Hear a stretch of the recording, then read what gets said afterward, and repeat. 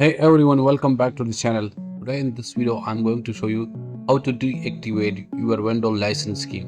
So without any further ado, let's start the video. First of all, click on the search bar and here type CMD. Here click on Run as Administrator. Here click on Yes when you see the pop-up. Now here type slmgr/upk and hit enter. Here you see Uninstall Product Key successfully. Now to remove it from the registry, here type slmgr/cpky and hit enter. Product key is also cleared from registry. And here you can see window is deactivated. And in this way, you can deactivate any license key on Windows. If this video helped you, then make sure to like and subscribe to our channel. And I will see you in the next video. Till then, goodbye.